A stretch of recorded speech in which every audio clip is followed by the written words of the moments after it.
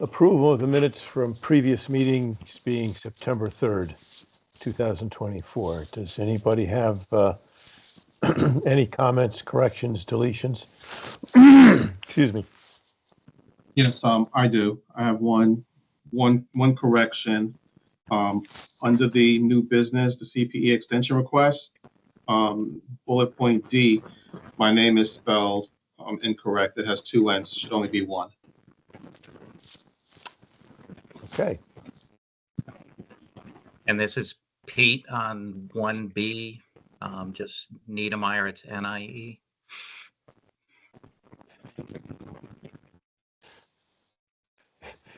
It's something when the only misspellings are the board members' names. Are there any further?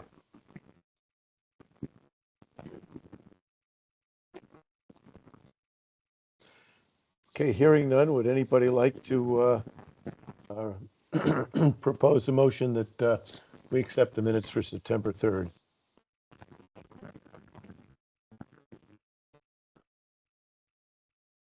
Stacy, if that was you making a motion, I'll second the motion. Well, I can't. Okay. I said Stacy raised her hand. Were you making a motion, Stacy? We can't. I can't hear you. Can't hear you, Stacy. Well, how about this? Since Stacy's having technical difficulties, I will make a motion to approve. I'll second. Not okay. Okay. Stacy, if until you you get that resolved, if you hear something that we need to hold off to deal with until we can hear you, just raise your hand. Okay. Comments or concerns regarding meeting agenda? I was going to make one. Bonnie sent 3 documents over this morning. Would have been nice to have it on Friday.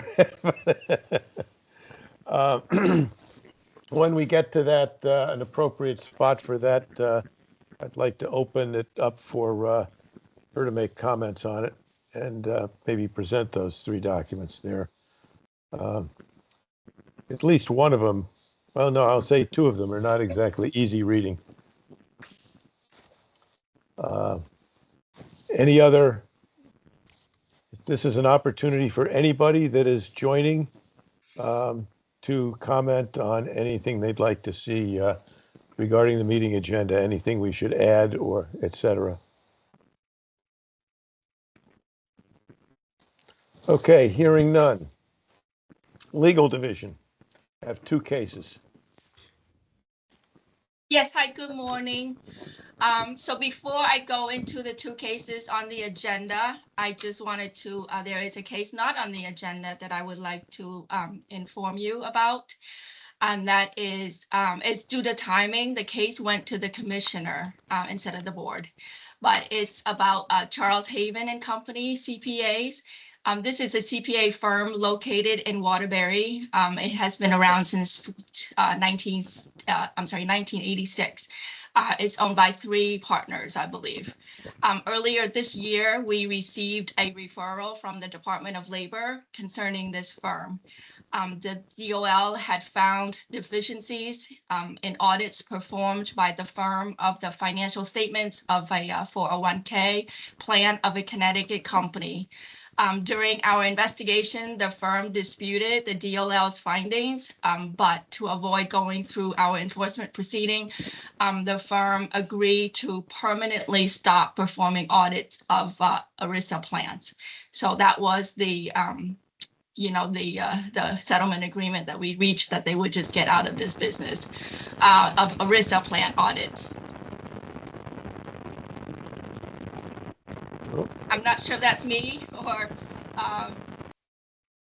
okay. But however,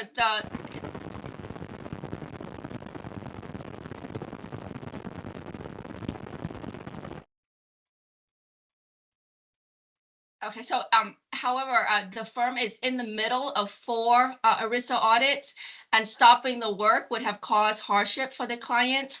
So we allow the firm to complete the 4 audits, but after completion, the firm would be required to arrange and pay for those 4 audits to be peer reviewed.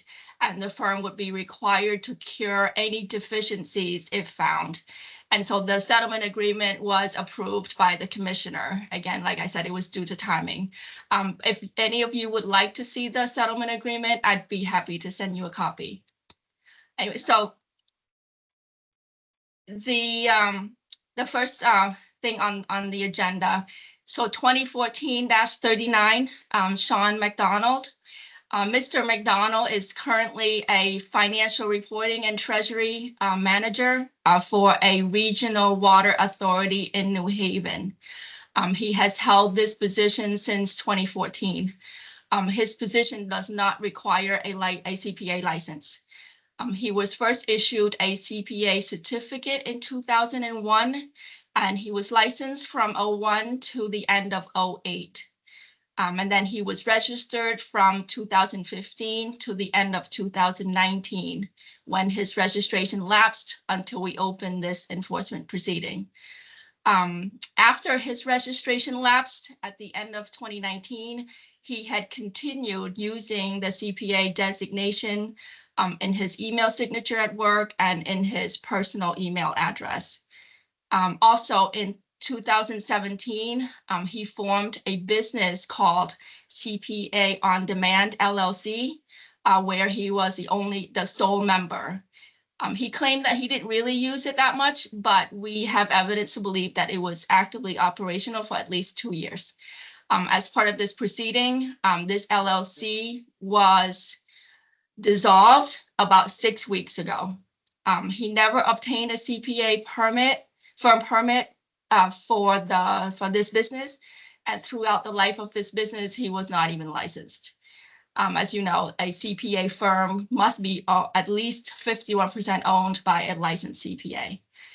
So the department alleged that he violated several provisions of Connecticut General Statute Section 20-281G, including using the CPA designation without a CPA license or registration, using the CPA designation and a firm name without a license and firm permit, and operating the CPA firm without a firm permit, and as well as violating regulation section 20-281-15C, K sub K, which is discreditable acts of negligence. So we entered into a settlement agreement. He is required to pay a late registration fee of $640 to cover the late fees for the period when his registration was lapsed, which is from the beginning of 2020 to the present. Also, it's not in the settlement agreement, but he was required to reactivate his registration, which required him to pay an additional $190, which includes $150 for new application fee and $40 in registration fee. He's required to complete 6 credits in ethics courses provided by the society or the AICPA specifically, and he is required to pay $3,000 in civil penalties. And with that, we're presenting this settlement agreement to the board for approval.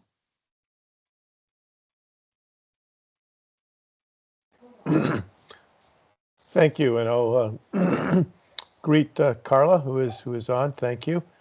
And Carla, Kat has just covered the first of the cases for the legal division on Sean McDonald. So, does anybody have any comments on that?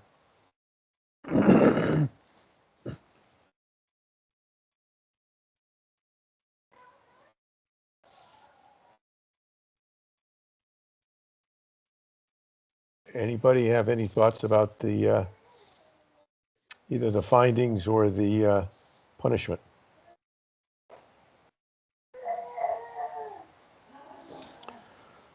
Everything's fair to me, seems fair.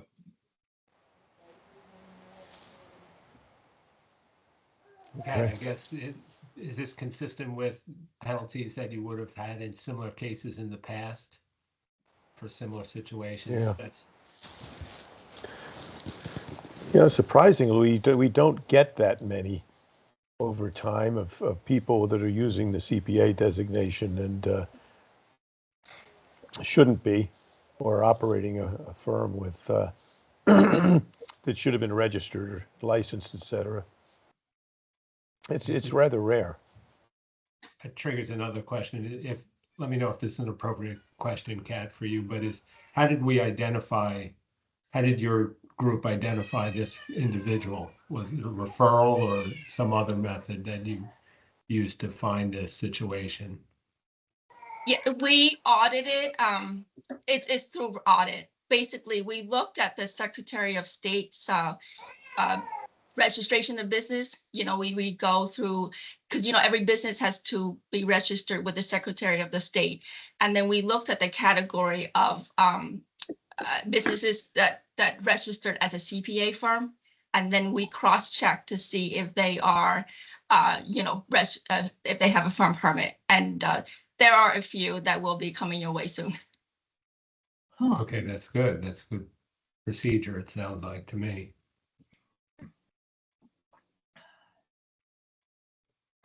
Okay, somebody like to propose a motion that we accept the or alternatively that would wish to modify the penalty. I propose that we accept the settlement agreement as outlined. This is Pete. I'll second it. Okay, any further discussion?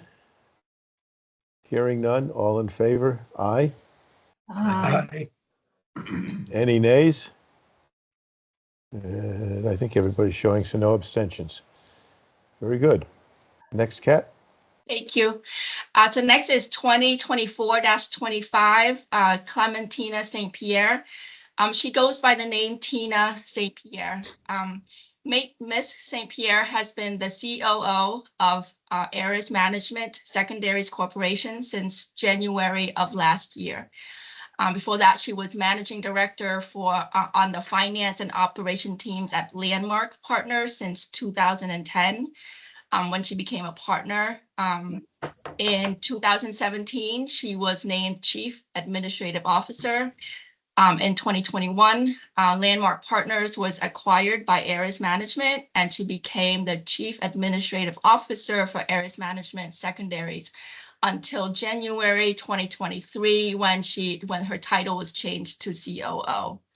Her position does not require a CPA license. And she was first issued a CPA certificate in 1996. Her registration record is very spotty. She was licensed from 96 to 98, and then from 04 to 06. Then she was registered from 08 to 13, and then again in 2019 to 2022. Then her registration lapsed until we opened this enforcement proceeding and required her to come into compliance. Although she has not been licensed since 2006, her personal bio, as displayed on the Ares Management Corporation's website, stated that she holds a CPA license. Her LinkedIn profile also listed CPA Connecticut under licenses and certifications.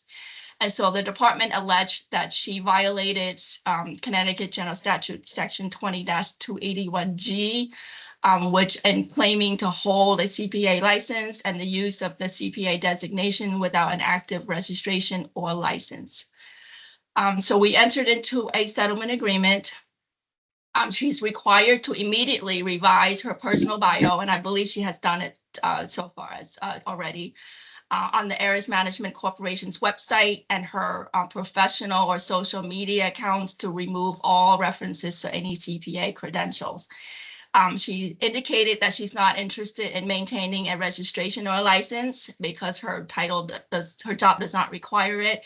And so we agreed that she would not use the CPA designation for at least 2 years.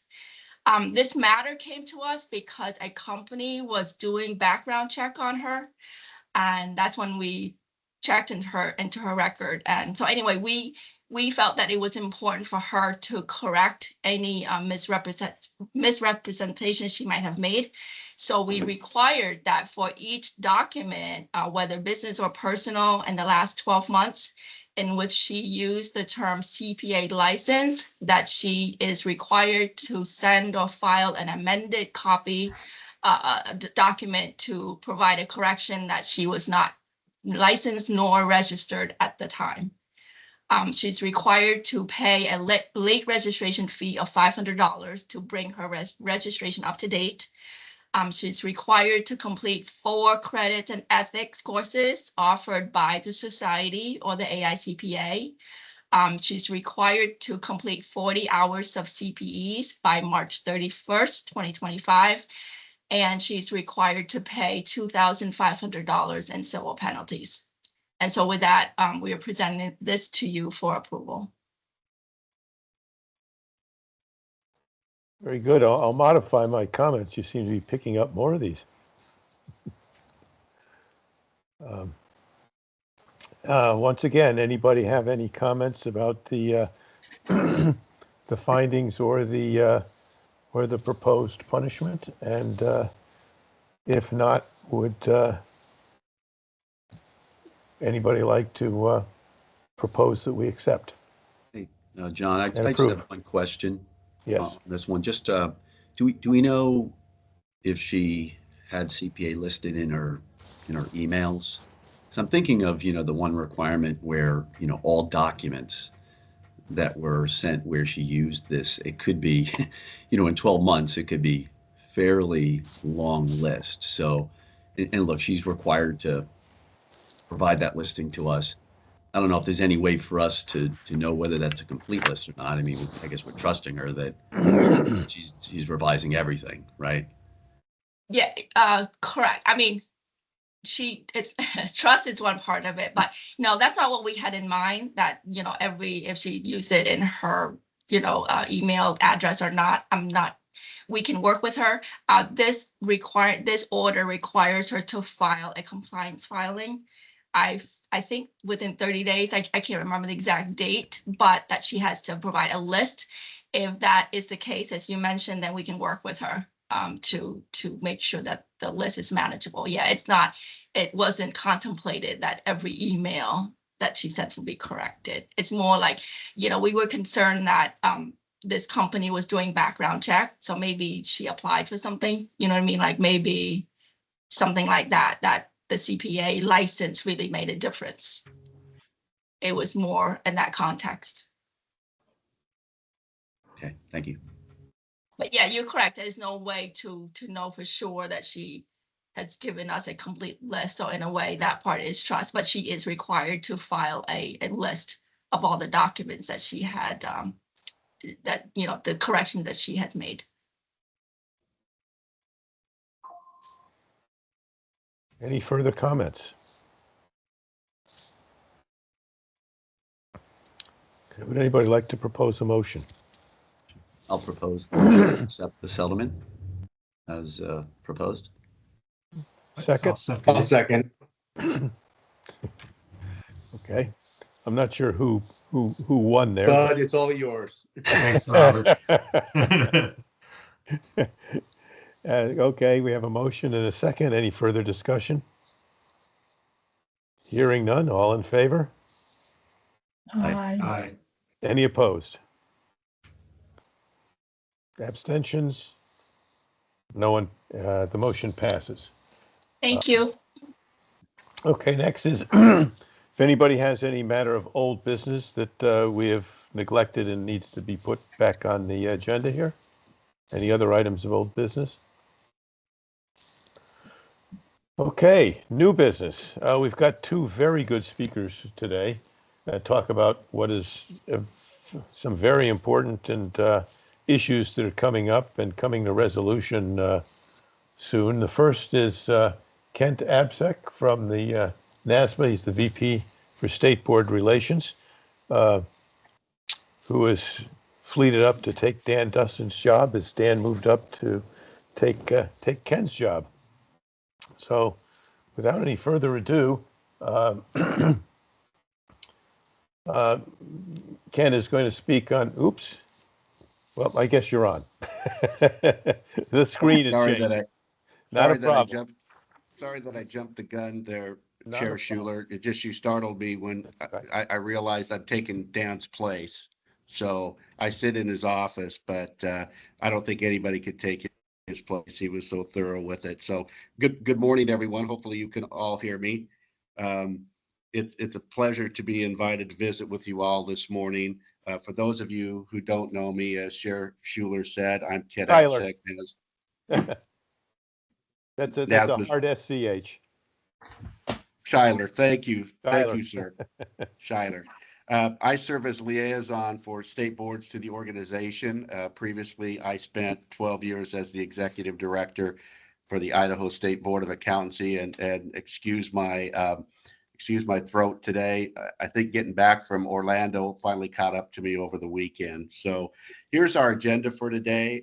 Kat was pretty specific on time allotment, so I'll move through the agenda items fairly quickly, as I'm sure most of you are familiar with the two exposure drafts that are currently out for comment, one being the competency-based experience pathway, and the other being the Uniform Accountancy Act. And then, time permitting, we can have a little Q&A.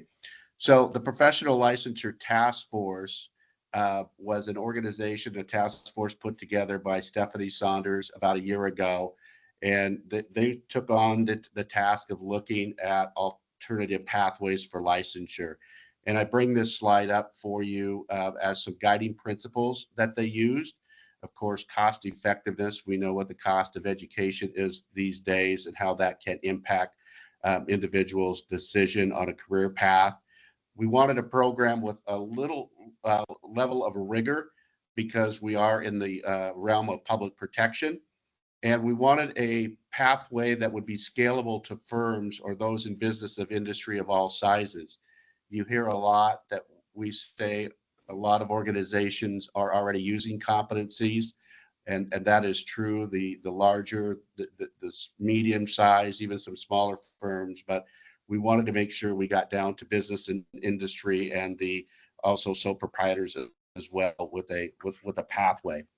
So both NPAG and which is the National Pipeline Advisory Group from the AICPA and the Professional Licensure Task Force agreed in separate initiatives that these were three key points for consideration when moving to a pathway. And you can see them on your screen. And I'm going to point out the flexibility needs. We wanted to make sure that flexibility was added to any licensure model that would maintain, to the extent possible, mobility. NPEG's recommendations included moving towards a competency-based licensure model with a short-term step of being a bachelor's degree with experiential learning, off transcript, of course. And the Professional Licensure Task Force agreed to explore that model at all as well. So what happened is both groups came together. And I would Excuse me, also say Kent, but I don't know whether these slides should be moving along, but they seem to be stuck on the title slide. Yes. Oh, okay. Well, let me stop sharing because mine are moving, Mr. Chairman. So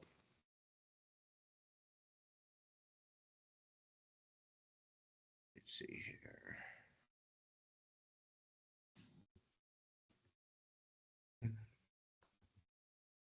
I appreciate you letting me know. We may have to do this a different way.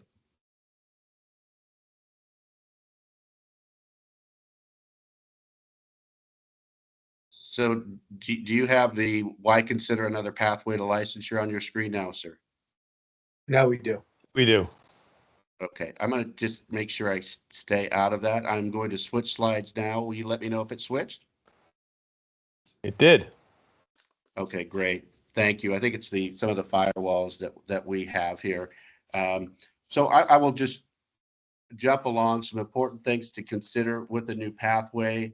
As you know, there were states that have been considering for a while now to move to a pathway that didn't include the 150 semester credit hours. And so both NPAG and the Licensure Task Force began earnestly in 2023 on this.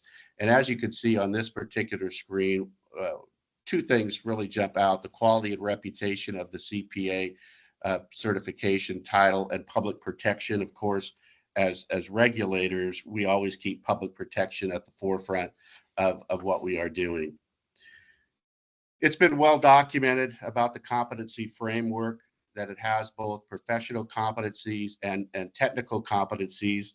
A candidate would be required to show that they've exhibited all of these professional competencies and at least one of the technical competencies. Because you've seen this numerous times, and hopefully you've all seen the exposure draft, I won't go into a lot of detail on this, but I will say that this competency framework was put together with flexibility in mind, meaning that we know that some state boards already have a competency component within their experience requirement. And we know that firms have competency frameworks within their training programs as well. And all of those are adaptable to the current model. So we didn't want to make sure that we were creating whole new playbooks for different individuals. On your screen now are the licensure pathways. The top two pathways are what is in the UAA right now. Both involve a bachelor's degree, and one includes a master's degree to get to the 150 semester hours, while the other is a bachelor's plus the 30 additional hours to get to 150 semester hours. And of course, there's 1 year of general experience, along with passing the CPA exam that gets to CPA licensure. The bottom row is the new proposed competency-based pathway. And as you can see, it too would include a bachelor's degree and 2 years of experience, both a competency-based and a general experience component. The competency-based would need to be at least 1 year. If a state board wanted to go longer than 2 years or longer than a year with its competency-based, it could. And of course, passing of the CPA exam would also lead to CPA licensure. It's important to note within this new pathway, we're not saying that 1 year of competency-based experience equals 30 semester credit hours.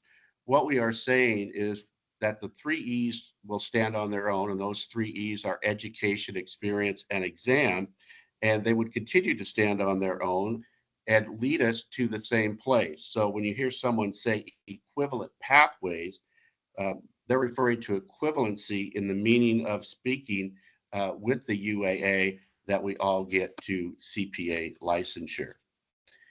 How it would work in general, each path starts with education, and the order of completion can differ. As you can see here, I have general experience and then competencies exhibited on my pathway, but that's not necessarily the way that it needs to be carried out. They could be intertwined. One could happen before the other.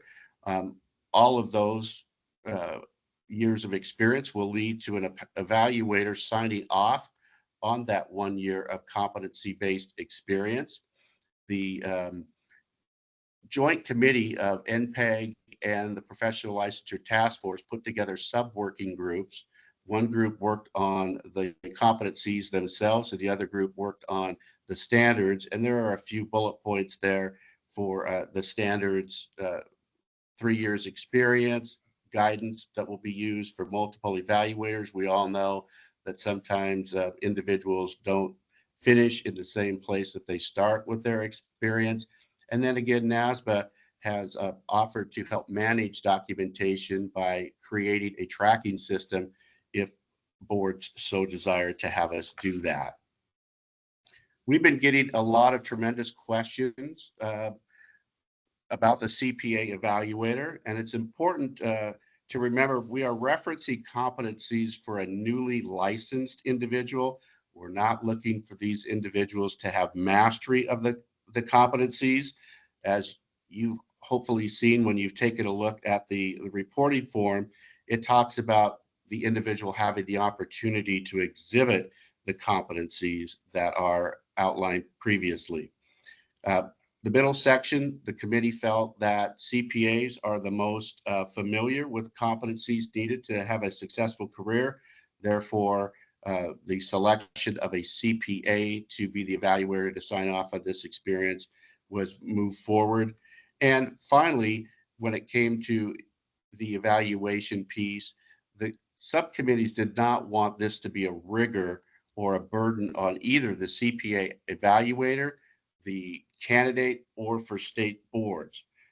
That's why it was believed that just having these evaluators sign off on the report would be fine.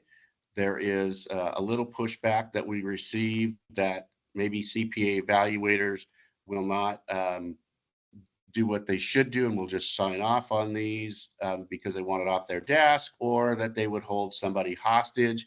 I just remind everybody that we do have a professional code of conduct that CPAs are held to, and we trust these folks to sign off on audit reports. It seems we could be able to do the same thing with the evaluator form as well. So real quickly, here are some of the competencies for you, just a quick screenshot. As I mentioned earlier, there are example performance indicators for each one of these competencies. I just showed two here. This list is not all inclusive. And again, it's flexible to maybe what a board is using now or even a particular firm.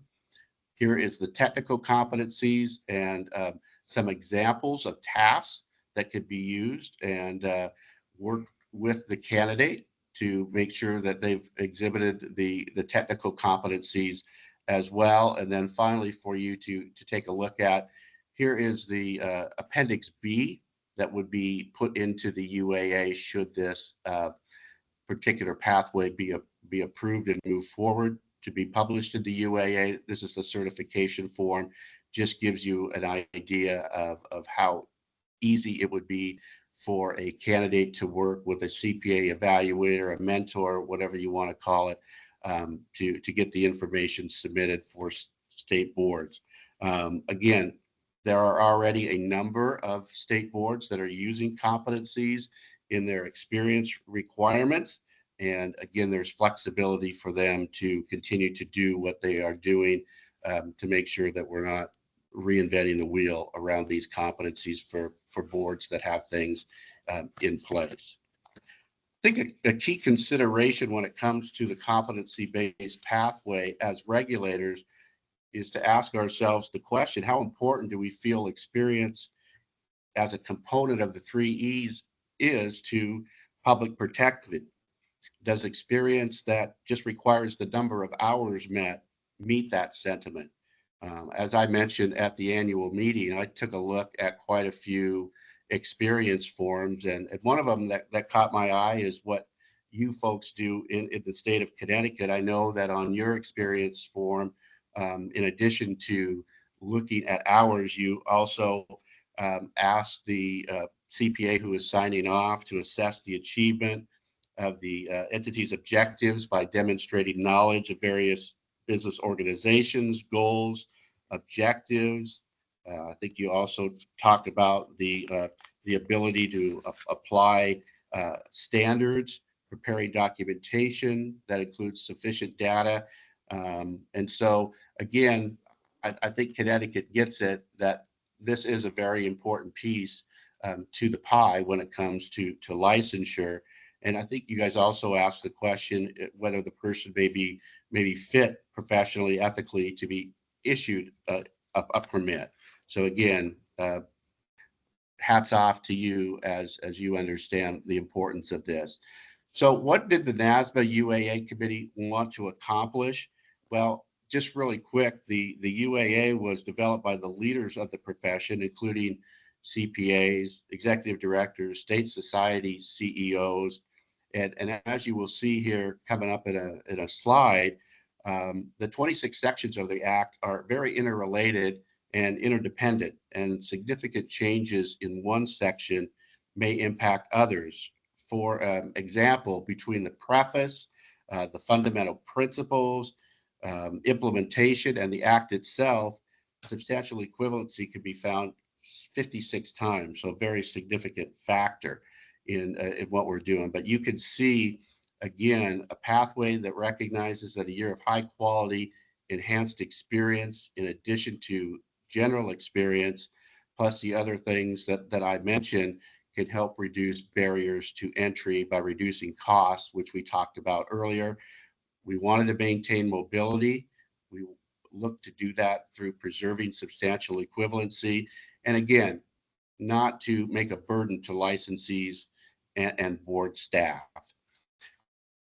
I show you these next two slides because I really found them interesting. As I mentioned, I was the executive director for the Idaho board for 12 years. And to be honest, I didn't spend a lot of time delving into the preamble or the fundamentals of the UAA. But as I began work on this project, members of the board, it really hit home to me just how often we use the word competence or competency and how it relates to public protection. And just a couple of examples here of some bullet points. There are, I believe, 9 fundamental principles, and I gave you 5 of them here that talk about, again, the fact of how big competency is. Again, keep in mind, we use it a lot when we talk about our CPE requirements and building the professional development of our licensees as well. And then again, that last bullet point, be remiss for regulators not to, again, remind everyone of our charge of assuring the public of public protection through competency as well. This slide just highlights 5 different sections. I did just mention that within the 26 sections, there is a lot of interrelation. I've listed section 5, 6, 7, and 23. I'll focus really on 23 from here on out. This really reflects that individuals from a state that is considered substantially equivalent are presumed to have qualifications substantially equivalent to the other state's requirements and has the privileges of licensees of that state without having to obtain a license under section 6 or 7. Section 23 currently also contains transition periods for those prior to the 150. And as you will see here, we've got a transition period as changes are made now. This is another key point that I think I would be remiss to not bring up is this comes again from the UAA that the cornerstone of the approach to mobility is substantial equivalency. It's not just a concept in accounting. It's a concept for a wide variety of occupations and professions. A number of occupations use the 3 E's of education, exam, and experience as their foundation or baseline. If you were at the annual meeting, you heard a presentation by John Johnson, who does our legislative and regulatory affairs. John mentioned that 13 of the 26 states that have universal licensure laws in their statute also state that universal licensure would basically take a back seat to those situations in which an occupation or a profession has substantial equivalency as a baseline for mobility or reciprocity. And part of that is for the state to maintain states' rights and not have their rights superseded by another authority. I should note again that in my former life, I was not only executive director, but I served as a licensing manager for 16 professions and occupations. And I could just tell you, my former state, whenever we'd have a compact come up for another occupation or profession, if it didn't have a baseline like experience, education, or an exam, they usually didn't get a hearing and it didn't move forward. I wanted to show you this. I know it's a lot of writing. An executive director pointed out, gee, Kit, that's all one big sentence, and it is, but it's very important to NASBA and the profession that those who are originally licensed under a pathway in the UAA would maintain their mobility and enjoy it as they do today. And that's where we were striving for. What this language does is essentially move the concept of a state being substantially equivalent and moves it to an individual. So in other words, if a state adopts a pathway not in the UAA, let's say 120 plus 2 without competencies, they could potentially become non-substantially equivalent. Now, the changes that you see on your screen are proposing that those licensed in a non-substantial equivalent state, but under a pathway that is in the UAA, are deemed to be substantially equivalent. So again, we're moving it from saying, hey, your state now offers pathways that are under the UAA, everybody is non-substantially equivalent, to moving it to a way of saying, let's make sure that individuals who are licensed under a pathway in the UAA at the time of original licensure maintain their mobility. And you will see at the bottom a reference to a national licensee database. With the use of a national licensee database, with the way the UAA is written, again, once a state adopts a pathway not in the UAA, all licensees, regardless of when they were licensed, would become substantially non-substantial equivalent, and using the ALD would be a tool to indicate those licensed under a pathway in the UAA are able to be mobile as well. We've had some pushback on the use of the National Licensee Database. I would just remind everyone that the database is the ALD, and an offshoot of that is CPA Verify, which is the public-facing website as well.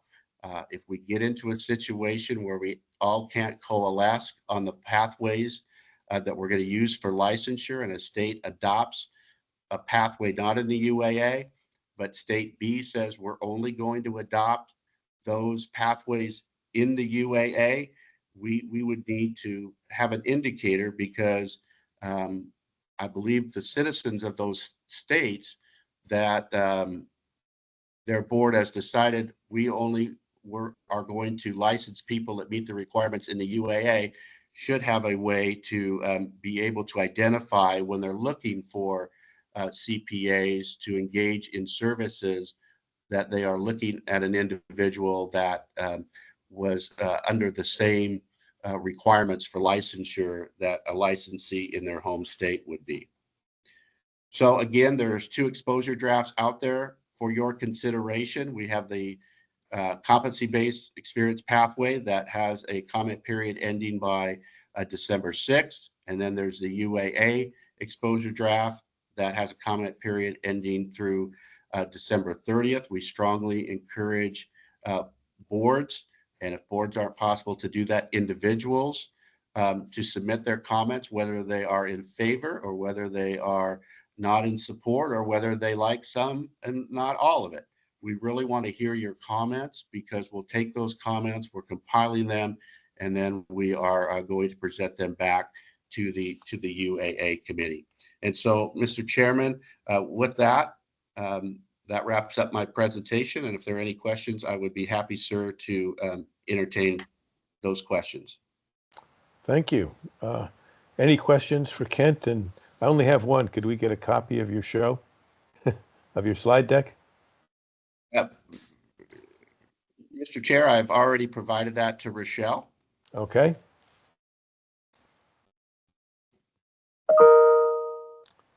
Very good. Anybody have any comments?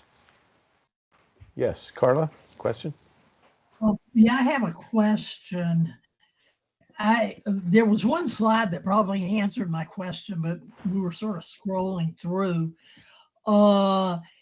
Right now, we have programs in Connecticut offered by some institutions of higher education that have a 1 year tacked on to the undergraduate experience. So you go directly from undergraduate to the master's and get 150 hours. There's nothing in the new proposals that would change that type of experience as being adequate under the new proposed rules. Is that correct? So, Mr. Chairman and Board Member Fox, if I'm understanding you correctly, those are on transcript credits that are being done by that Yeah, yes. university? Yeah, so if somebody did that, they had their bachelor's degree, and let's say that they had 120, 125, 130 credits, what have you, and they did that additional program that you just mentioned and were given credits, they would fit in under the pathway that's currently out there because they would get to the 150. If they decided that they didn't want to take that extra year, this will now give them another option on how to pursue licensure without going the route of that education. Does that answer your question, ma'am? And what I hear you saying, and what my question really was, is it does not negate the option of just going straight through with education to 150 hours. Yeah, Mr. Chairman, Board Member Fox, you are correct. That is still a viable pathway for them, and you know, there are those that like to learn through education in the classroom, and there are those that, you know, could learn better out in the workforce. So this just opens up an option. But the previous pathways, we wanted them to continue, and they will, ma'am. Any further questions? I do get a little confused on the two types of experience. What is not competency-based? So, Mr. Chairman and members of the board, there are a lot of different types of general experience that are out there, ranging from some boards just ask for a reporting of hours.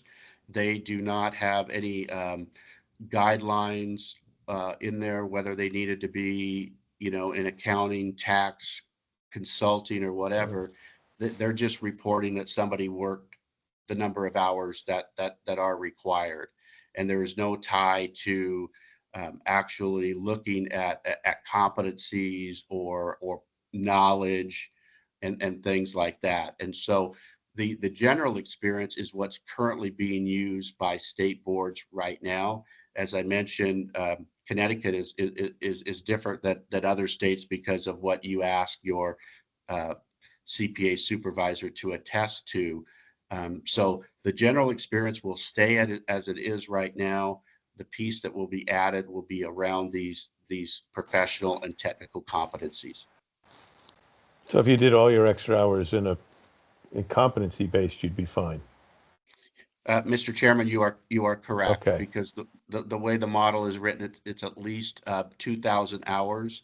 There are states out there. I know that there are 5 of them I know of. I know that Oregon already has competencies built into their general experience requirements, and the question was asked if that was opened up, you know, to 2 years. It wasn't asked by Oregon, but others asked if it could be more than a year, and the answer is yes. Okay, thank you. Kent, does the experience have to be done under a CPA firm, or are you allowing for other employers or whatever to get these experiences with? So, Mr. Chairman and Board Member Niedermeyer, hopefully I got Yep. that right. You got it. Great. I used to work with a bank with somebody named Niedermeyer, so hopefully I got that right, sir. Yes, it can be from various different businesses. Does not have to be in a CPA firm. I know that a lot of individuals, when we had 120 plus 2 years ago, it was with a CPA firm for X amount of years, or if it was in business and industry, it might be a longer term. But this is open to add flexibility for candidates to gain that experience in business and industry. And we feel for those in business and industry, you know, the use of these competencies and a template for them, Board Member Niedermeyer is a great opportunity for them to work with that candidate as well. So to answer your question, yes, it's open to all employment. It's even open to volunteer activities as well. Okay. Interesting. And I guess following up on that, is the CPA evaluator, is that like a hardline thing, or are there, I don't know, I think we encounter people that seem to have adequate experience, but it may not be under a CPA or so forth. So I guess we occasionally get asking for approval from, I'll call kind of non-traditional experience, and there's not a CPA evaluator over Right. supervising these people. And I guess I'm just trying to figure out how hardline that. For example, internal audit departments. Yeah. I'm trying to think of some of the examples, but yeah, or, we've had situations where somebody's a CFO or whatever, so they've got nobody supervising them. That's a CPA. So those kind of situations, I guess. Internal audit is probably more common. Mr. Chairman and Board Member Niedermeyer, the committee did talk about those types of situations. Right now, their recommendation is that it is signed off by a CPA who does that. But one of the things that we also talked about is allowing flexibility for state boards to conduct their business as they currently do, and use the roadmaps or the templates that they have around general experience. If a board has certain restrictions that they have, they could do that, but it would end up back with the State Board of Accountancy of Connecticut in this instance to make a determination if they wanted to do something a little bit differently. But the recommendation of the committee is to have it signed off by a CPA. Okay, thank you. Okay. Thank you very much. Appreciate it. Thank you, sir. Particularly since you had to wait through 30 minutes of our boring first half. I have to tell you, as a former executive director, I cherished it. Made me feel like I was home again. Thank you. Okay, next we have Kimberly Scott from Washington State. I spent 2 years in Tacoma, Washington on a reserve ship. Chairman Schuyler, thank you so much for your service. So Tacoma's definitely a growing area. So so you can tell everybody how beautiful it is out here. Oh yeah, Puyallup particularly. Puyallup's great. So thank you, Chairman Schuyler. Thank you to the board. I'm actually with the Washington Society of CPAs. I serve in Bonnie Stewart's role here in Washington State. I also was a member of MPAG. I served on the substantial equivalency group, so the subcommittee that created the outline of where we'd like to move to competency-based in the future and to reimagine kind of the licensing process. I also served on the licensing task force that was created, that what Kent just went over came out of. I do not have a presentation put together with slides. I do really well with questions and answers, so I'm going to just talk a little bit, but I do welcome everybody to ask questions, please. So on the MPAG group, when we talked about substantial equivalency, we were really charged with, absolutely what's going on in the news right now. It's no shock to anybody. For the last few years, there's been this discussion on how do we change our licensing model. A lot of that's come out as we'd like to go back to 120 in 2 years. That was what Minnesota's proposal was, which started this conversation, which actually created created MPAG. And in our subcommittee, we were asked to look at different licensing pathways without disrupting mobility. We read research about 26 different papers. The majority of those, the vast majority of those, really looked at this 150 credit hours and what it's done since its implementation. We found that it absolutely did create a decrease of interest in students going into the CPA profession. That's well documented in multiple cases. And a lot of that had to do with the time and cost of education. There's, the cost of education, we all know, has grown far faster than anything else, especially keeping up with inflation. I think if you look at it from the 80s, the late 80s to now, the cost of of education has increased over 170%. So it does become extremely difficult for students. And when you do an extra year of education, you're not just paying for that education, but you're also taking away your time of earning income. So that's been a double issue for those students. The wages, that's part of the report. The wages did not keep up with those cost increase in the investment. So that also has been something that has turned those students away from maybe pursuing the CPA profession, along with the stories that we tell as CPAs of how many hours you put in and how horrible it is to be a CPA. We forget to tell the stories of why we do what we do and why we actually became CPAs and the good that we do for our clients and the economy. But we like to talk about how I like to say what my grandparents said. They walked to school uphill both ways, to school and back, uphill both ways, barefoot in the snow. So that's kind of the stories that the CPA profession's been telling. So all of those things is a really, when what the research showed is we've been doing our own damage to the profession. And if we really want to move forward, one of the things that we can do, and it's just one of our 6 recommendations, but it happens to be the loudest right now, is to look at that licensure pathway. Our group consisted of very different views on that 150 hours. And we were really looking to get beyond hours and talk about what the future needed. Another piece of research that was part of this puzzle is we were noticing that many colleges, and some of them are actually state mandated, are looking at creating 3-year bachelor's programs. And this doesn't mean that they're trying to make you work through summer as well in school. This is actually creating 90 to 96-hour bachelor's degree programs, focusing just on the core content of those programs. If that were to happen in the market, and we actually continue to have even say 120 hours, if we went to 120 hours in 2 years, that would still create this extra year for the students. So the language, if you look at the report, recommends bachelor's degree, and Kent showed that in all of his slides that language has now changed to bachelor's degree or master's degree, right? It does show the 150 still as that pathway too. I wanted to give you a little bit of background there for kind of the scope of what MPAG did. In our subcommittee, our North Stars, like what I want to call it, is to be fully competency based.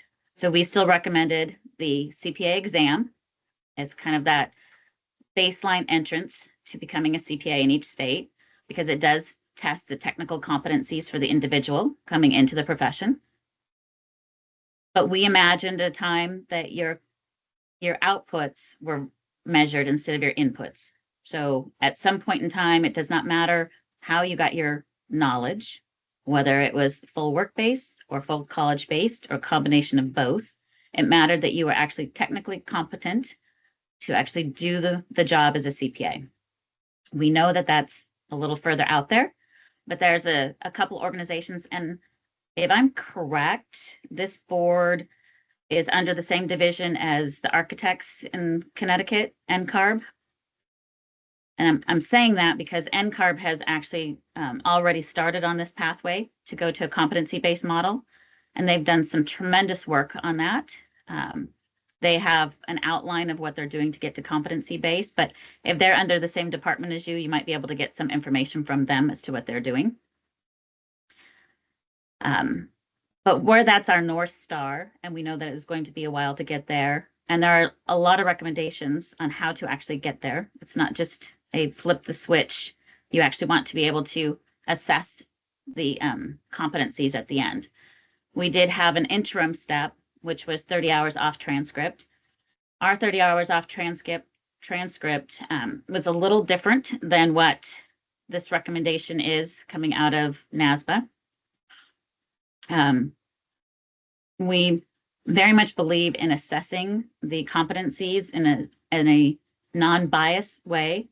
And we were looking, our recommendation was to assess those competencies by a third party that would help us align with what the 30 hours were that someone was getting in college. So that's the background on MPAG on this part. I did work on the professional licensing task force. And I know it was really with the best of intentions and it was really going fast.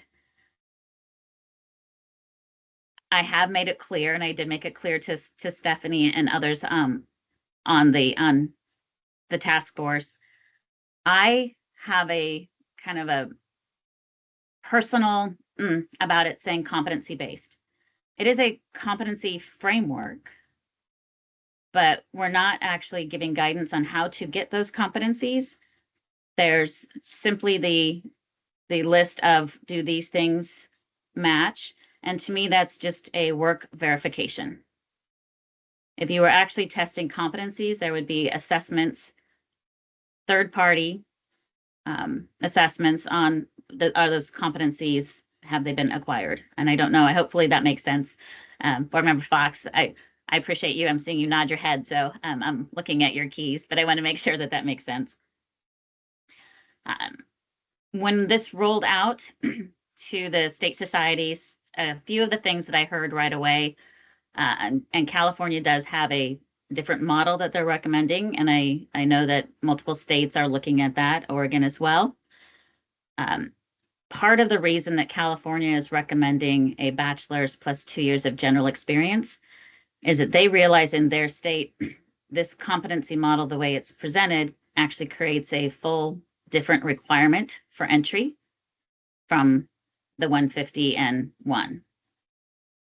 The competencies outlined in this model are not required in the other pathway and therefore are considered a completely different model.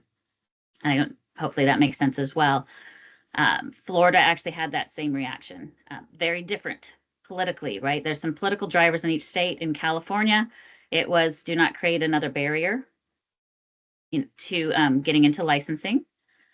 And in Florida, it was do not put any more license requirements because we're trying to get rid of all licensing. So there's some differences on how that's played out.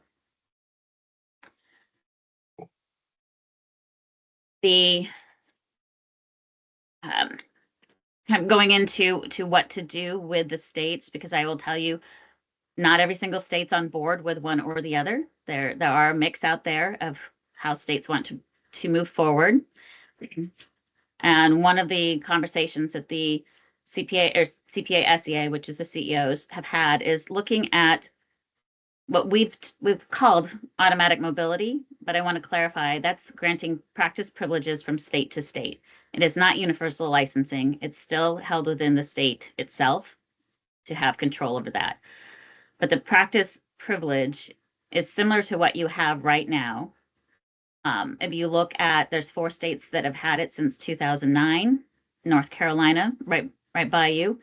You have Nebraska, Alabama, and Nevada have all had what we deem as automatic mobility that just says a CPA license in good standing in their state has the right to practice in our state. The language is much better than that. That is what we are looking at for CEOs to say this would be a very easy way to help with whatever changes are happening until things are actually ironed out, and assuming that we can get together at some point, whether it's at the North Star of a competency model or whether we decide on something in the interim. If you look at each state, we do have the 3 E's, but currently 2 of them have been adopted differently in almost every single state. That already exists. The exam is the only thing that is absolutely the same in every state. Most have 1 year experience, some have 2 years experience. Washington's similar to Connecticut is that we have a work verification that needs to be signed off on. So we actually do have that, would make our state super easy to adopt based on what Kent has said, this new model, at least in the transition period. But I'm not certain that my state would like to adopt all of these new competencies under there because there are some concerns on that I'll talk about. But we're looking at adopting automatic mobility for that reason, because we know that there's already differences from state to state, and we are concerned if we adopt a safe harbor language that it would create a tiered CPA system in our state. We would have those licensed before under 1 and those coming in licensed under something different. And when we're already struggling to get individuals into the profession, this feels like it would be an extra challenge. And if they wanted to get practice privileges in our state, if your state board is making all of those decisions, it would definitely backlog the state. And if they went through the NASBIS program, there would be a cost for them. So we're looking at how do we remove those barriers to ensure that business continues in our state without putting burden on individuals. We're all complaint-based systems.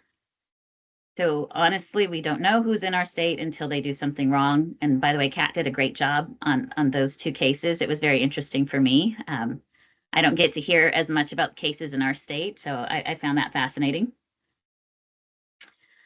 What else did I wanted to make sure? When we're looking at those competencies again,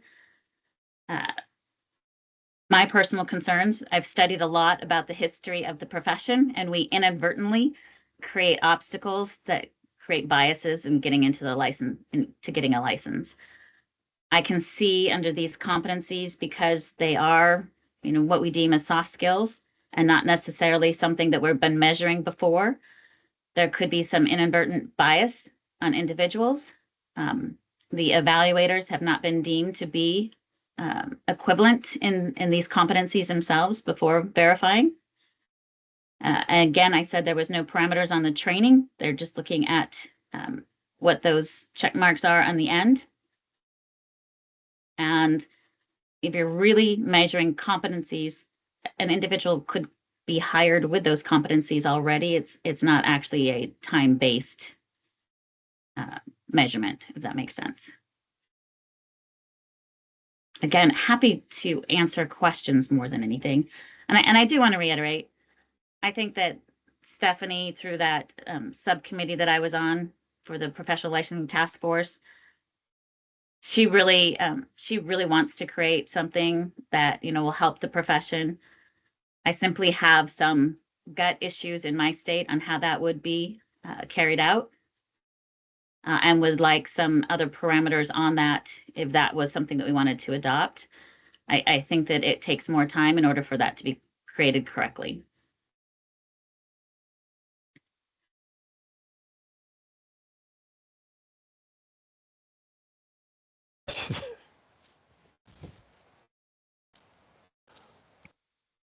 I just make a comment that when I hope all 50 states plus 5 territories ultimately move on this, they don't have such disparate language, and maybe the automatic would do it. I was looking at something that Bonnie sent out today, in a pathway 1, 2, and 3, and I had to read it twice to figure out that I would have qualified, because the way it's written.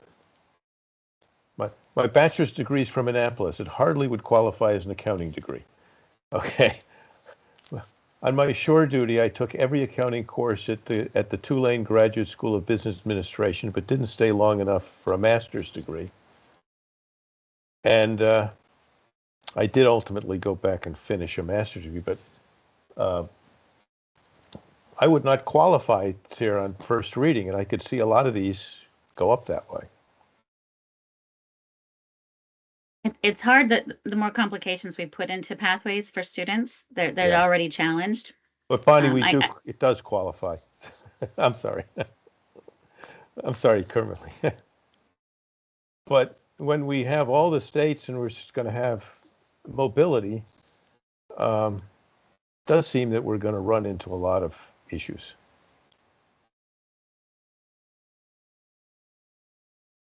But I think, and Kimberly may be able to touch on this better than I after she's served on all these committees, but one of the reasons why we're trying not to have, one of the ways we're trying not to have all those issues is through mobility. There will be guardrails, but it won't be, it'll be much more transparent as to what you need to do to qualify to practice in another state. And there won't be as much, there just won't be as much confusion. We'll get there. Hey, if I could ask one question, just on automatic mobility, Bonnie, you mentioned the guardrails. Can you talk, and maybe Kimberly, whether there's guardrails in your vision of what automatic mobility would be? Just because I know there's some different views out there on this concept. So So this Kimberly, we've done California plus passage of the CPA exam is what we're proposing. Even So though it's you've built done- in already, we just have that as a guardrail for the future. So you've taken the language from California proposal of the, okay, automatic mobility. So license in good standing in the state that you practice in. So principal place of business, and have passed the CPA exam at the time of licensing. That's kind of the minimal. That would be something that if you look at the California's proposal or what's existed in North Carolina, that would be the basics. If a state feels that they need more guidelines, there's also some other language around your rights as a board to have oversight for those individuals coming into your state. Again, remember, it's a complaint-based system, so they could be in your state at any time, whether And you we realize it or not. And we have that language in our statutes already. So we're one of the states that actually goes a little bit further with existing language, but we could firm it up more if we needed to.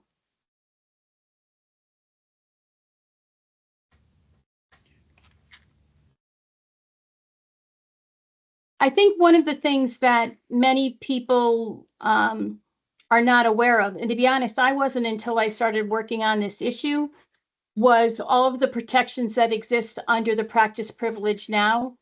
So in one of the materials I gave you was the differences between existing, the Connecticut general statutes where practice privilege was concerned and what we are proposing.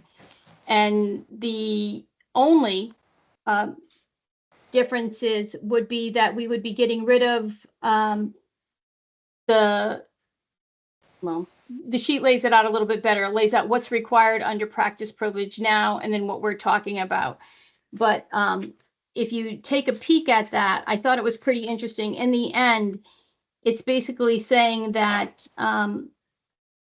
that we're removing the substantial equivalency requirement and simplifying the process for the CPAs to practice here by saying, if you've passed the exam in another state, so you're trusting their state boards of accountancy to say that, yes, they've passed the exam, the educators to educate the people, et cetera, that they will have gotten the experience that state requires.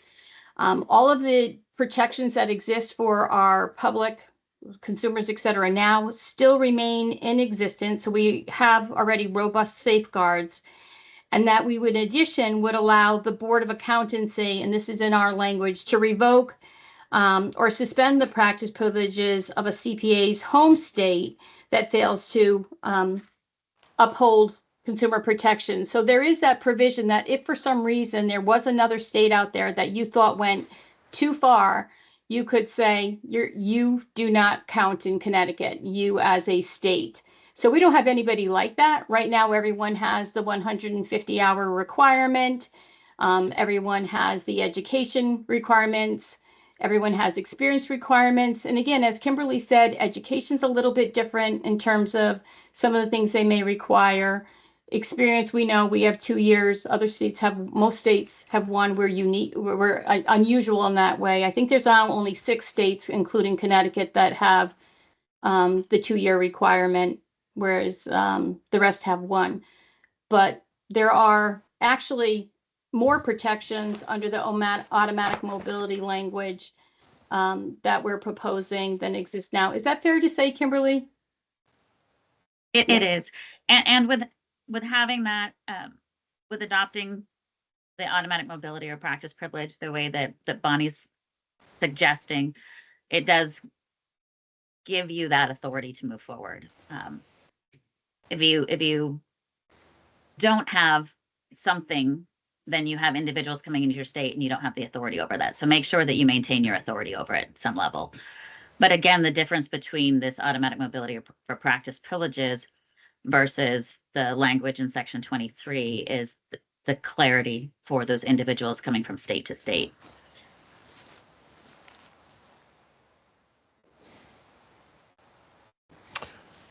Well,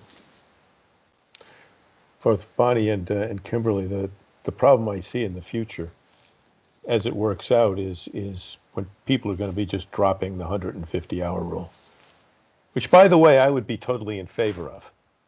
I think it was a ridiculous rule. Well, just remember that automatic mobility is the first and it's the priority because Right. people are going to be dropping that 150 rule. And so we need to make sure that we still have mobility. So if we get automatic mobility passed and goes into effect first, we can follow it with the alternative pathways. We can get those passed now as well, but have a later effective date. Yeah, I think we'll be fine in Connecticut. I was just thinking more nationally. If I can, Chairman, out here on my coast, I have California and Oregon both moving forward, and they've chosen to use the terminology of master's degree plus 1 year of general experience or bachelor's degree plus 2 years of general experience. Oregon does have a carry forward of 150 hours of education plus 1 year experience, because as they plan to have a delayed implementation date for their alternative pathways, but they also want to make sure anybody that's coming through the college process right now does not inadvertently get cut out if they're going through a general 150. Sounds like similar to your education where you were jumping around, not necessarily going through a master's program, but trying to get the education that you needed. So that technically what would have been a 150-hour pathway would still exist in a lot of the states from the language that I'm seeing them looking to adopt. It would be called out as a master's program in a lot versus the full 150. But like I said, Oregon does have that transition piece to make sure that nobody is left out. Okay, thank you. If there are no other questions, I think I'd like to give a thank you to Kimberly, particularly since it's only 8:20 out there now. If my presentation didn't make sense, I didn't make it through my second cup of coffee, so I'm happy to answer any questions at any time. Any further questions? Okay. Bonnie, would you like to say a couple of words on these 3 documents? Yes, so I did send you quite a few this morning, but there has been a lot of discussion surrounding the process for the development of the exposure draft and a great deal of displeasure on the part of several leaders in that group. And so I felt that it was really important that you understand what was behind that. And so I've included a comment letter from Thomas Neal, who was the co-chair or the AICPA UAA committee chair, also former chair of the Washington State Board of Accountancy. And I actually believe Kimberly's former chair of her board at one point. It's not that he doesn't believe that we should be moving forward. It's that he had real concerns about the restrictions that were placed on the discussions that should be had or not had from the start, because they really weren't in line with the way, I'm going to say, the general profession feels, and definitely the people that are concerned about the pipeline. So and Kimberly, please jump in if you think I'm saying anything that's not accurate, but particularly he raised as concerns the fact that automatic mobility was told that, there's a group that doesn't like this, it's off the table. And when it came to the competencies, there's been a lot of discussion about that, and throwing away one proposal, bringing back another that really didn't have many changes to it other than a title at the top. People saying had real concerns with that, had real concerns with that. But again, the committee was told those must be included in it. So it wasn't, again, that he did not want change. He feels that the 2 national organizations are not modernizing things the way they should be and moving forward as quickly as the rest of us are demanding. Did I summarize that effectively, Kimberly? Yes, and in his letter, he does point out that in his 10 years of working as a chair, that this is the first time that something like this has happened, and it's not following the procedures that have been put in place. Yeah, recognizing that we only have the one side of this, when you have a big volunteer committee and that all but one of them vote against even exposing it, and one of them didn't vote for it, but just exposing it, that tells me something.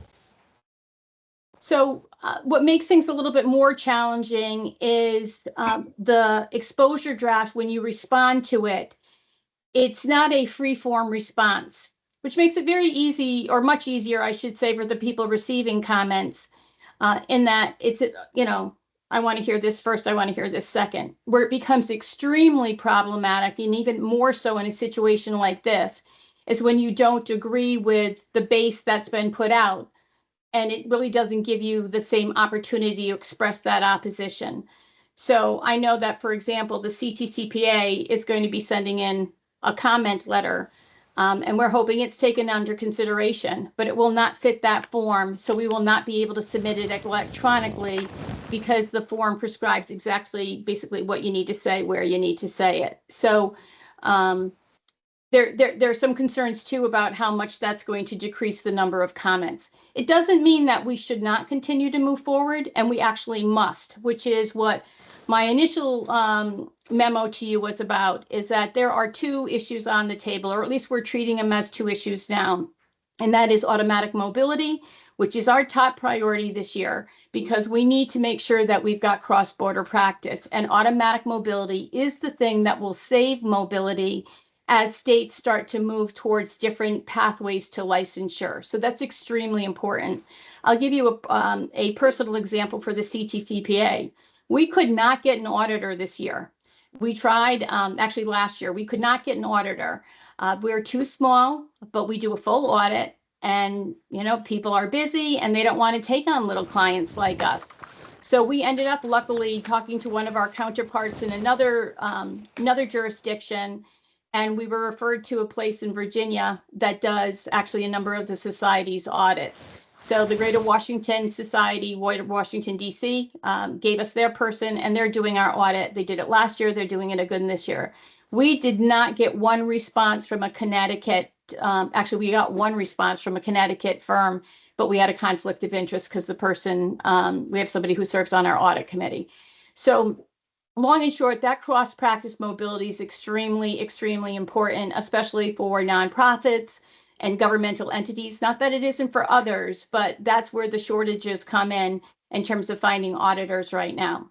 So we believe that's the way to go. We're recommending that it move forward. Obviously, it requires legislation, and legislation needs to be submitted, even though the election's tomorrow.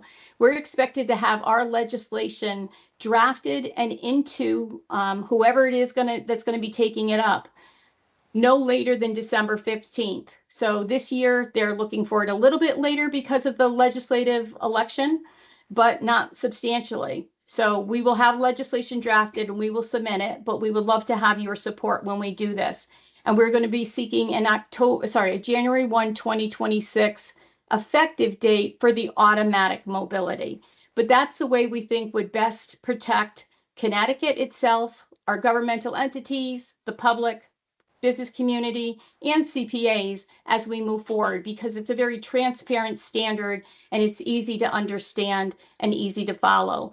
And you still have the flexibility to say, at some point in the future, if someone decided, that you only could take your exam on Mars, you have the ability to eliminate that state because they're not protecting the public if they're only letting people take it on Mars, or whatever the case may be. I'm sorry, I couldn't come up with a good real one right away, so I had to use my imagination. So that to us was just a really good way to have us have as much of an evergreen statute and regulations as we could going forward. Because you all know Connecticut is extremely challenging to get anything done quickly. The legislative session in Connecticut actually is our quickest way to start the process and sometimes end it. but almost everything we do requires regulations, and those in Connecticut usually take 3 years. So if we don't start moving quickly on all these different issues, we will be so far behind in an area where we already are facing real challenges. So automatic mobility is a priority for us this session. The second thing we're asking for are those alternative pathways. So the next document, but this is laid out a little bit in my memo, that I would refer you to, there's two, and one is called CPA Next, a mobility framework, and the second is CPA Next, a licensure framework.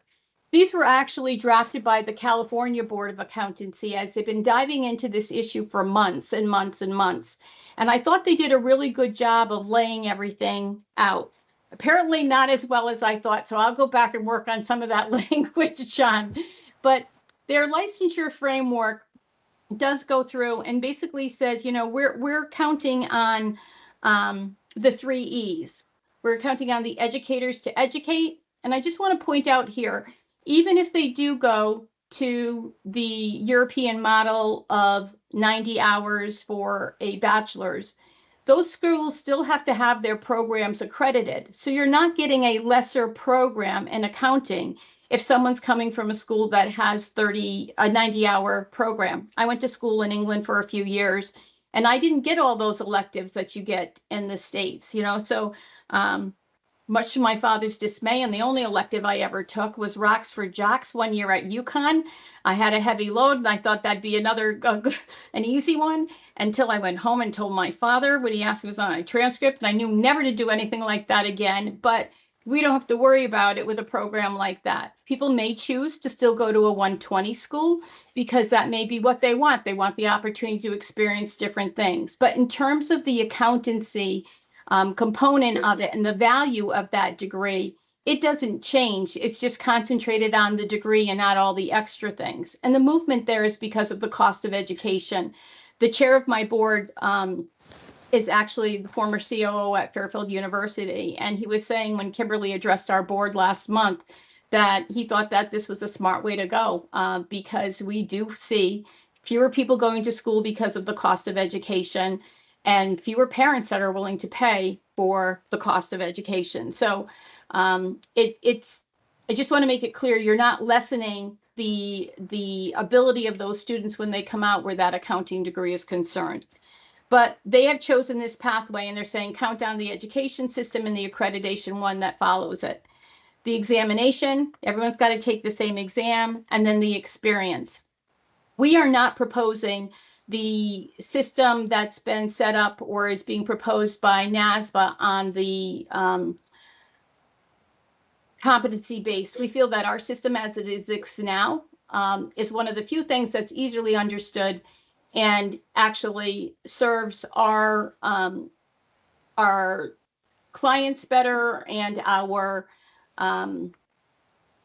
members better. And that's because it asks you for certain types of work that you've done, being exposed to certain things. Whereas a lot of the competency base, it talks about business acumen. That's something that my membership feels people develop over time, that nobody's going to get out of school and have, you know, the very few people will get out of school and have business acumen, et cetera. So in the end, California has proposed a pathway of a master's +1, a bachelor's +2, but they do say that they want those programs to be an accounting degree or a non-accounting degree plus accounting related courses. So what John did by going and getting those extra classes to meet the needs to be able to sit for the exam.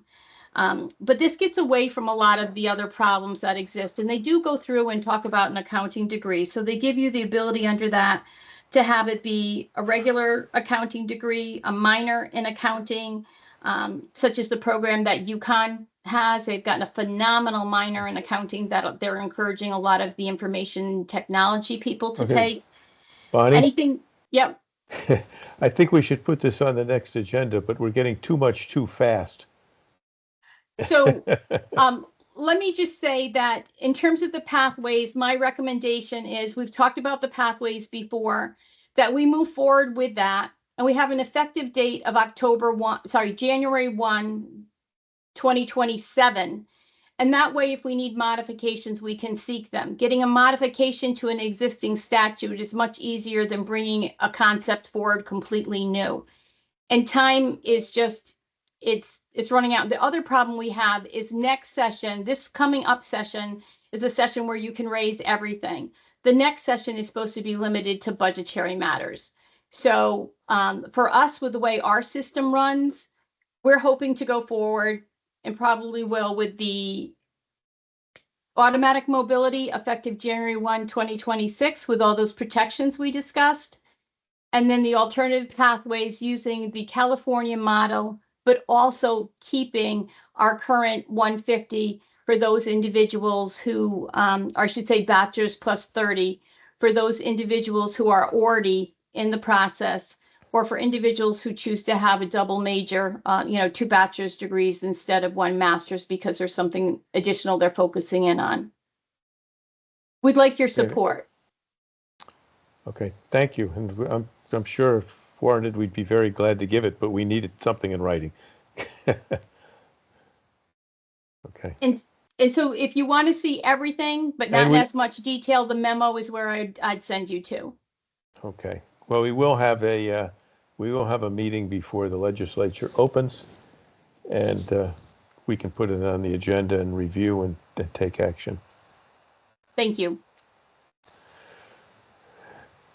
Okay. We've got 3 extension requests, and I noticed that Cushion, Shao, and Kristen Maxwell were in the peanut gallery, but they apparently have dropped off in the last 3 minutes. So, Mr. Chairman, yes. I'm sorry, before you move on, NASPA did ask for comments. Did you want to, because the comments are due before the next meeting. So, did you want to appoint board members to, give comments? I just wanted to remind you that, NASPA did ask for comments before, the next meeting. Okay, understood. Is anybody interested? Okay. I'll do it, but not alone, so Stacy? We'll do it. And circulate it. Oh, you'll have to tell us how to do that appropriately. So it will be open to the public. Okay. Now on to Cushin Sao. Hello, good morning, everyone. Ms. Kijin Chow, she is requesting an extension of her CPE hours. She has completed the required 40 hours before June 30th of 2024, but she was unaware of the 4 hours of ethics retraining that she needed to do. She explains that this is the first time that she has had to do this for the 3-year renewal period. She did supply a copy of her certificate of completion. She has done 6 hours and completed those 6 hours by October 25th. She was asking for an extension through November 15th, and she sends her sincere apologies, and it was an oversight on her. So she's looking for an approval for the extension. Okay. And she's got an infant at home now. She's completed everything. Yeah. Okay. Any comments?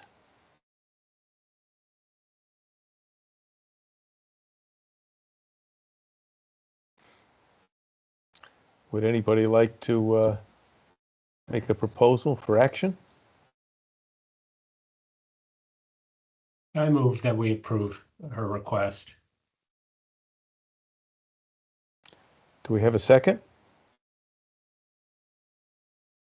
I'll second the approval. Okay, we have a motion and a second. Any further comments? Hearing none, all in favor? Aye. Aye. Any opposed? Okay. The next is Kristen Maxwell, and I will make a comment there. This is somebody who we will not be required to go back and ask for any additional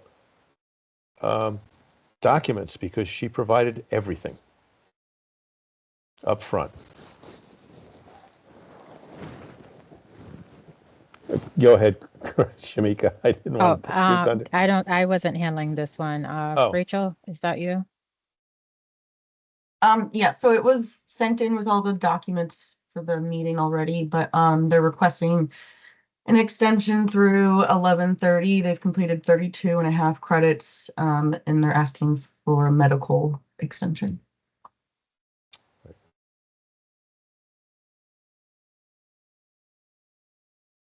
Motion? Or, This is Pete. I'll make the motion to approve the extension. okay, I And I'll see second that. Tim for a second. Any further comments or questions? All in favor? Right. Aye. And Walter Luciano. Yes, Mr. Luciano has requested an extension of his CPEs through October 30th, 2024, due to medical reasons. I've reached out to Mr. Luciano to ask him for supporting documentation. As of this morning, I have not heard back from Mr. Luciano. I contacted him on 2 different dates, and I haven't received anything. Okay.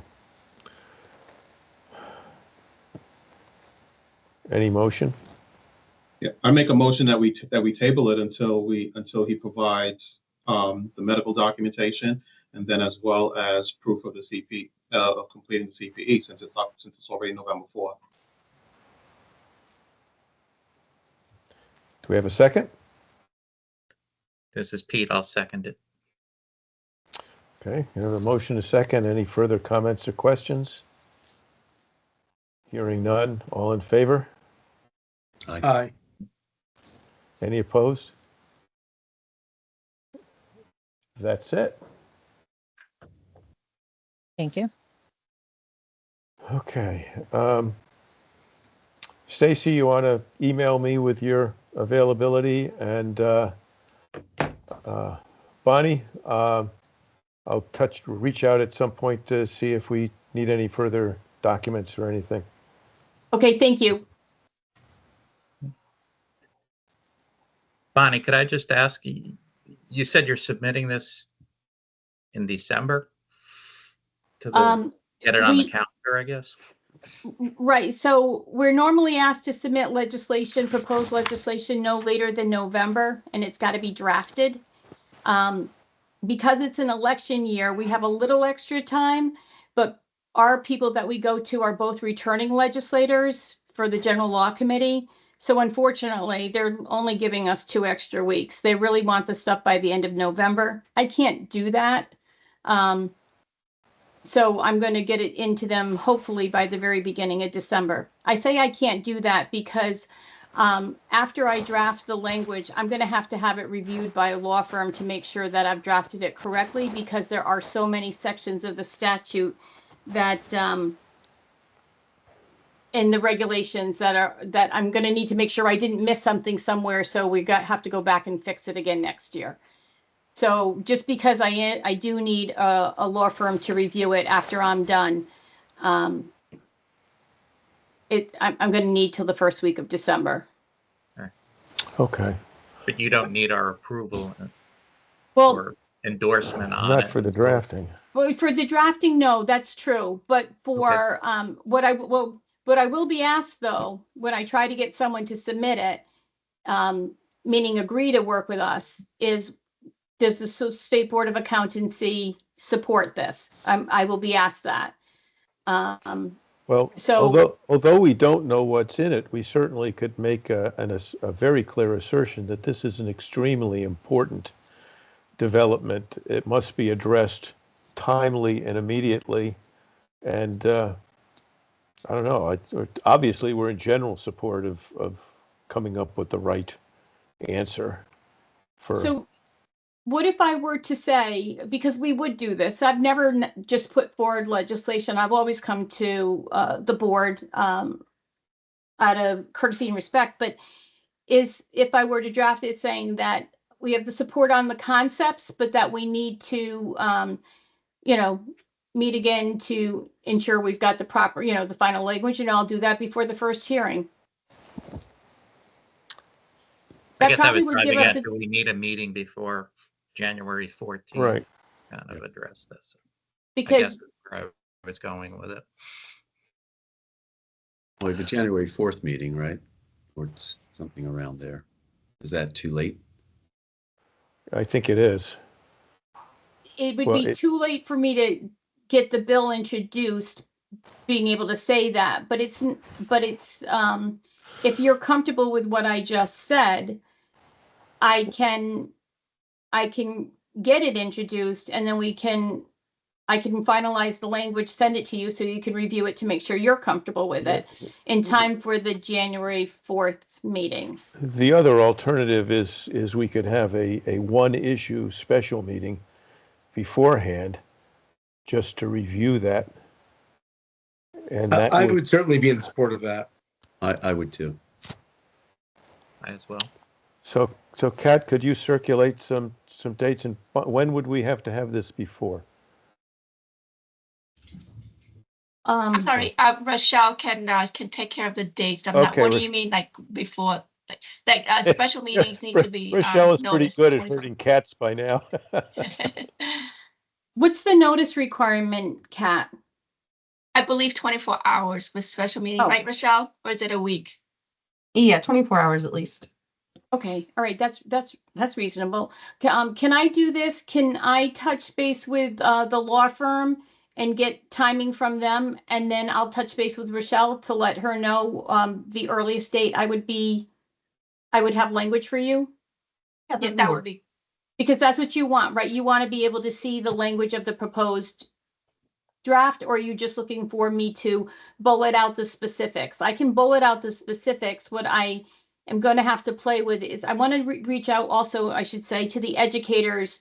In particular, I serve on UConn's advisory board and Central's. I want to make sure that I'm wording the provisions regarding the degree carefully, or maybe we just say go back to the board for that. But I want to make sure that I'm doing that the same way the other states are, like you said, John, to make sure that it's not different from state to state, but at the same time, I want to make sure that it doesn't, it's done in a manner that works with the verbiage that the schools are currently using.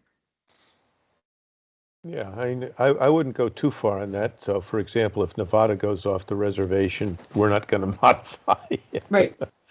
And so far, it's not, there's been a real uniform consensus amongst the state societies as we're moving forward. Most of them have very good relationships, like the state Connecticut does with the so I don't think that I think you'll be happy with what we come back with.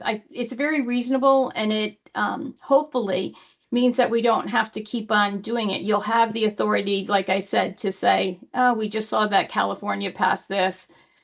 California is not going to be one of the states we grant automatic mobility to. We'll grant you the authority in the statute so you don't have to go and change the regulation should something pop up. That in a state like Connecticut is huge because it puts the framework in place that you need for us to continue to evolve, which is what's going to happen from now on.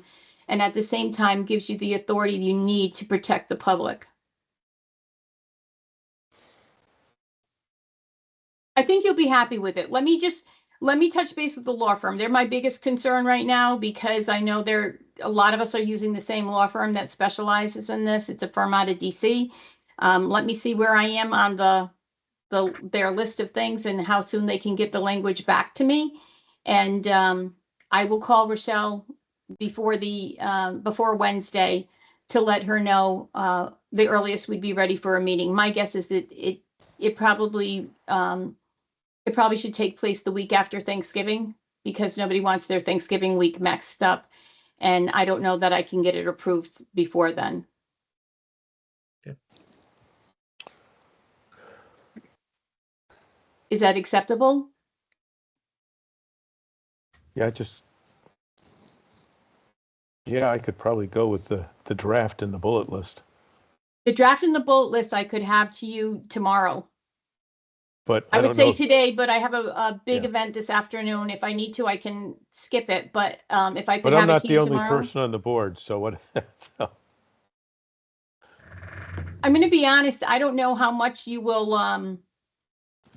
appreciate a full draft. You'll have Well- tons of pages where you're not gonna have anything other than renumbering or Well, to be quite honest, I'm not gonna have a big appreciation for the legal differences from the last run.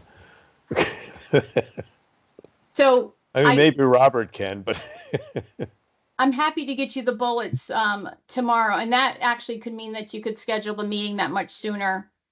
Right. And I mean, that would just, my view would be this.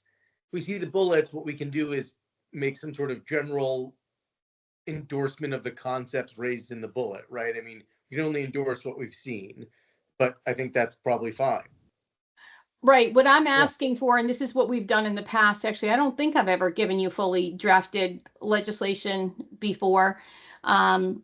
Because we never used to submit the fully drafted. They started requiring that last year. So I will be submitting, I've only ever submitted bullets. So I'm asking for support for automatic mobility and the two new alternative pathways to be added to the existing one. Though I'm thinking that I probably should change the language on that third one so it's not what we have now, but a bachelor's plus 30, the way NASBA's put the wording in. I think what they did made sense there. I agree with Robert. If we've got a good bullet list and description, we'll know what we're getting. Then we Okay. All right, then, come up with appropriate wording. yep, then, Rochelle, I just know that if we could do it anytime after this week, I'd be fine. Okay. And I'll have that to pull you the board tomorrow. and- Yeah, you want to give me the documents and then I'll work on setting the meeting up. Perfect. Okay.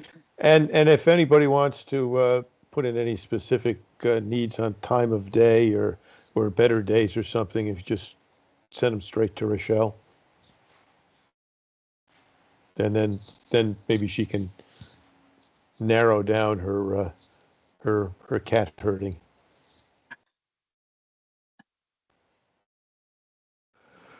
Okay.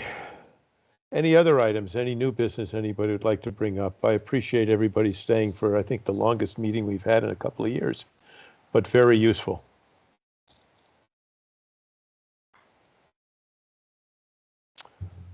And I know, oh yeah, Kent is still on. Thank you, Kent, and thank you, Kimberly, again. That was very, very helpful. Nothing? If you don't mind, I have one question in regards to the 2025 meeting schedule. Is Yes. it January 14th or is it supposed to be the 4th? Good question. It's the 14th. There was a couple of board meetings all kind of scheduled around the same day, so we had to kind of make some adjustments. So it is the 14th. Okay, thank you. Thank you. Any other questions? Okay, hearing none, I will entertain a motion to adjourn. I will make a motion to adjourn. I'll Okay, second. I have a motion, a second. No comments or discussion allowed. All in favor. Aye. Thank you, everybody. Thanks. Thank Thank you. you. Thanks, everybody. Yeah.